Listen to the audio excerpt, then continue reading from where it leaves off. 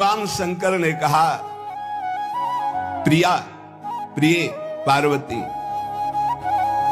ये जो चिद्रूप अद्वितीय ब्रह्म है ये श्री कृष्ण के अंश से ही है। जो महाविष्णु है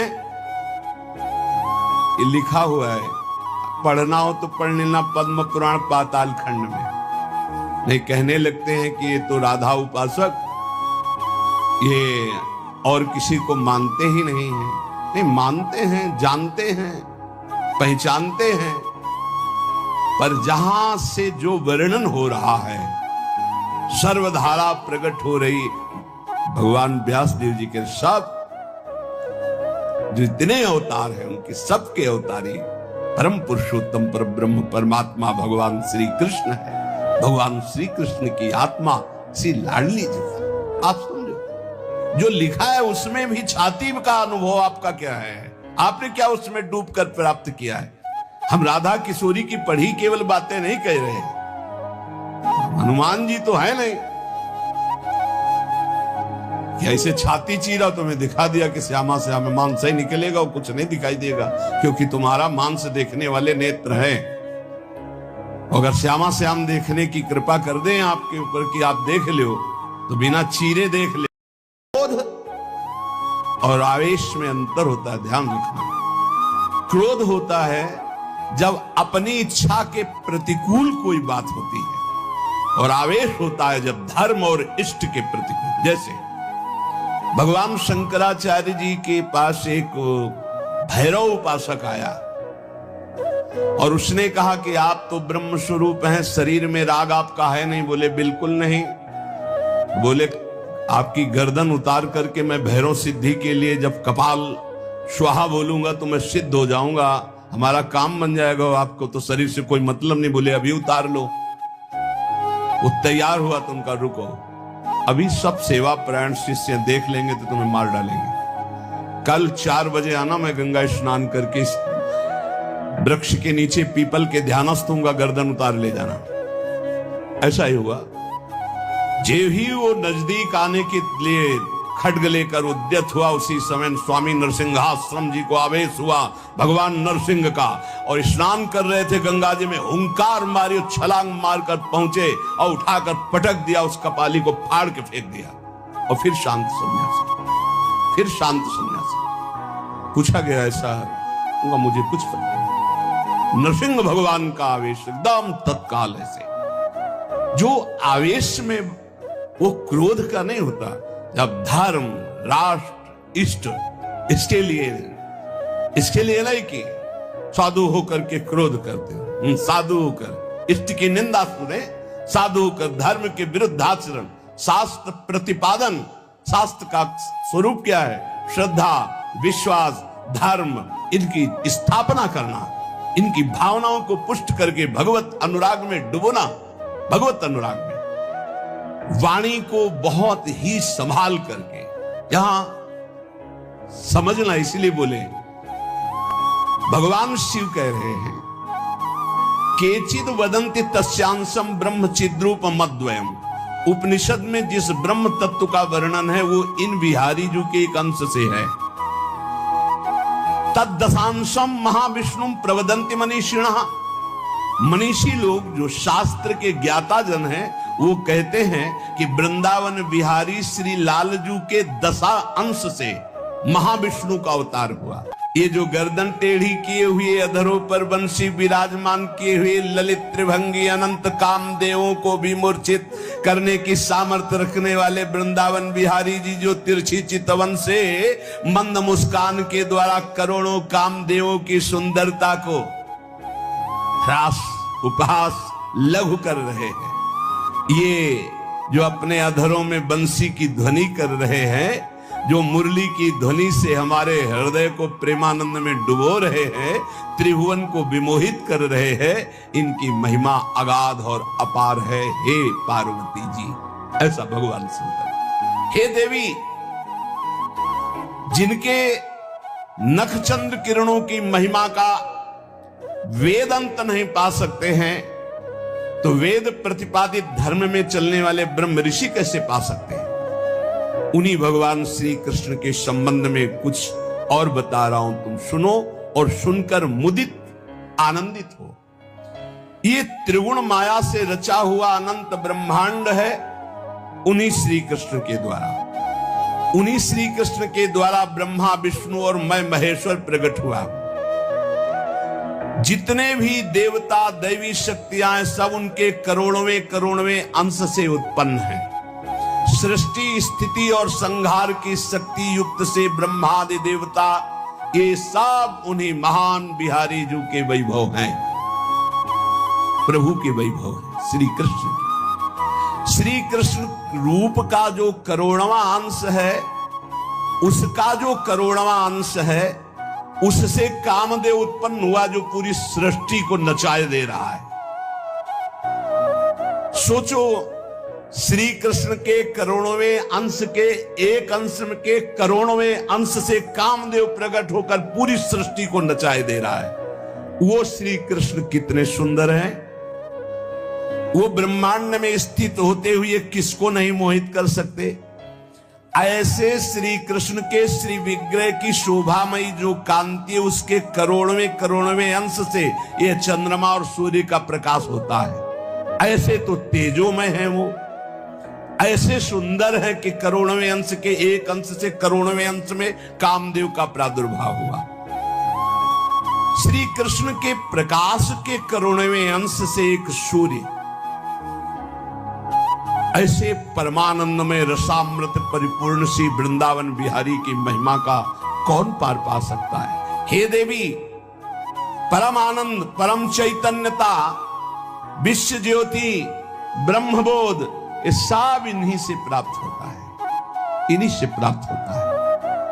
इनके श्री चरण कमल युगल नख रूपी चंद्रकांति मणि से निकलने वाली जो प्रभा, उसी तेजो ज्योति में पूर्ण ब्रह्म में लीन बताया गया है। देवी, जैसे उनके अंश से मैं हूं, ऐसे श्री राधा के करोड़वें अंश से आप सब शक्तियों का, देवियों का प्रादुर्भाव हुआ। इसलिए सर्वोपरि राधा पद रज स्पर्श महादेव, सर्वोपरि राधा पद रज स्पर्श, ऐसे स्पर्श से ऐसे महामाधुर्य सिंधु श्री कृष्ण का रसास्वादन होता है।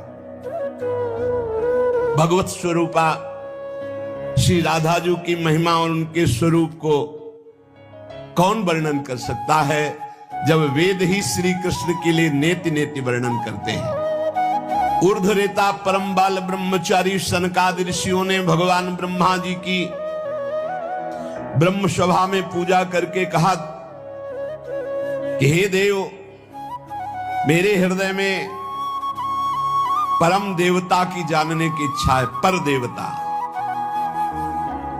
जिससे सब शक्तियों का प्रादुर्भाव होता है, सृष्टि का हेतु भूता जितना भी सामर्थ्य शक्तियां हैं, ये सब कहां से प्रकट होती, कौन है इनका प्रकट करने वाला। श्री उपनिषदों में राधिकोपनिषद, शनकादि के प्रश्न को सुनकर ब्रह्मा जी बोले, पुत्र वैसे तो ये बहुत गुह्य विषय है, गुप्त विषय है, अत्यंत गुप्त रहस्य भी अधिकारी के सामने बोल देना चाहिए।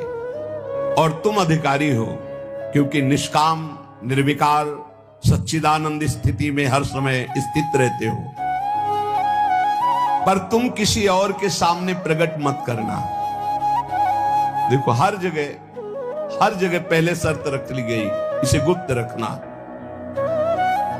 जो हृदय संशय शून्य, रसग्राही, गुरु भक्त, शास्त्र के अनुसार चलने वाला, निष्पाप, उस अधिकारी को परमदेव श्री कृष्ण का यश सुनाना। ऐश्वर्य, यश, श्री, धर्म, ज्ञान और वैराग्य, इन 6 ऐश्वर्यों से परिपूर्ण भगवान श्री कृष्ण की महिमा सुनाना। जो उस महिमा में रत है, फिर उसको गोप गोपियों का महारस सुनाना, ब्रज रस। जो उस रस में अभिषिक्त हो जाए, तब वृंदावनेश्वरी का रस, समझ रहे, तब वृंदावनेश्वरी का रस। अखिल ब्रह्मांडों के अधिपति जिन्हें नारायण कहा गया है, ये हमारे प्रभु वृंदावनाधीश्वर के एक अंश से हैं। वे प्रकृति से भी प्राचीन और नित्य नवीन हैं। उनके आह्लाद का नाम है राधा। संधिनी, ज्ञान, इच्छा, क्रिया, ये बहुत सी शक्तियां हैं। ये आह्लाद अंतरंग भूता श्री राधा रूप में विराजमान है। श्री कृष्ण के द्वारा इनकी आराधना होती, इन्हें इसलिए इन्हें श्री राधा कहते हैं। श्री कृष्ण सदैव आराधना में तत्पर रहते हैं। श्री कृष्ण का सदा समाराधन करते हैं। ये गांधर्वा जितनी श्री कृष्ण पटरानियां द्वारिकाधीश के हैं, ये सब इनके अंश से प्रकट हुई है। श्री राधा और रस सागर श्री लालजू, ये एक प्राण, एक मन, दो तन, एक रुचि, एक स्वभाव, एक वय, लीला के लिए दो बने हुए हैं। ये मैं बहुत गुप्त बात बता रहा हूं। ये जनसाधारण को, मूर्तम और महामूर्खों को कभी भी इसका श्रवण मत कराना। जो राधा किशोरी के इन 28 नामों का जप कर ले तो विश्व की कोई भी ऐसी कामना नहीं जो पूर्ण ना हो जाए। अनुभूत विषय आज का नहीं, ये वृंदावन आने के पहले का, क्योंकि पूज्य भाई जी श्री हनुमान प्रसाद पोद्दार जी के आदर्श में हम चल रहे थे, उनको जैसा वो निर्देश कर रहे। ये 28 नाम जिह्वा पे नाचते रहते थे। प्रारंभ में जो हितधाम से जुड़े होंगे उनको पता होगा 28 नाम कभी कभी हम उच्चारण कर देते थे। राधा रासेश्वरी रम्या, कृष्ण मंत्राधिदेवता, सर्वाद्या सर्ववंद्या च वृंदावन विहारिणी, वृंदाराध्या रमा शेष गोपी मंडल पूजिता, सत्या सत्य परा सत्य भामा श्री कृष्ण वल्लभा, वृषभानुसुता गोपी मूल प्रकृतीश्वरी, गांधर्वा राधिका रम्या रुक्मिणी परमेश्वरी, परात् परतरा पूर्णा पूर्ण चंद्र निभानना, भुक्ति मुक्ति प्रदा देव भव्याधि विनाशिनी। ये 28 नाम है अनुभूत। इन 28 नामों का मंत्र है। इनका जो पाठ करे, चाहे लौकिक कामना चाहे परलौकिक कामना, बहुत जल्दी आपको परिणाम दिखाई देगा। ये 28 नामों का जो पाठ करता है वो जीवन मुक्त महापुरुष हो जाता है। भगवान ब्रह्मा जी ने उपदेश किया शनकादि को। राधा रासेश्वरी रम्या, कृष्ण मंत्राधिदेवता, सर्वाद्या सर्ववंद्या, वृंदावन विहारिणी, वृंदाराध्या रमा, अशेष गोपी मंडल पूजिता, सत्या सत्यपरा सत्यभामा, श्री कृष्ण वल्लभा, वृषभानुसुता गोपी मूल प्रकृति ईश्वरी, गांधर्वा राधिका आरम्या रुक्मिणी परमेश्वरी, परात्पर पूर्णा पूर्णचंद्र निभानना और भुक्ति मुक्ति प्रदा भव्यादि विनाशिनी। 28 नाम मात्र जपने से समस्त कामनाओं की पूर्ति। ये तो हम आह्लाद का वर्णन कर रहे हैं। इनकी संधिनी शक्ति है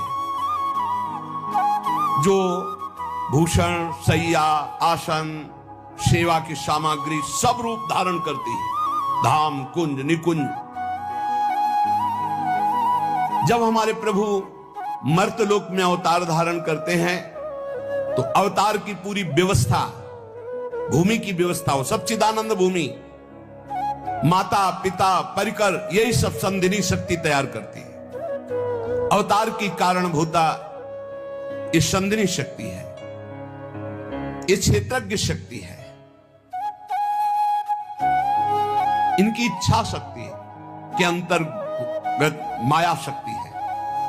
ये सतोगुण रजोगुण तमोमयी है, ये बहिरंगा शक्ति है, ये जगत की रचना करती है, ये अविद्या रूप है, ये जीव को बंधन में डालकर दुख भोगवाती की। मां से बढ़कर के कोई भी सबसे पहली जगत में पूजनीय और श्रेष्ठ गुरु मां है। इसलिए उन दुर्बुद्धि, उन दुराचारी, उन नरकगामी पुरुषों की क्या बात करें जो अपने मां के ऊपर हाथ उठा देते हैं, जो अपने मां को कटुवचन कहते हैं। मां जैसा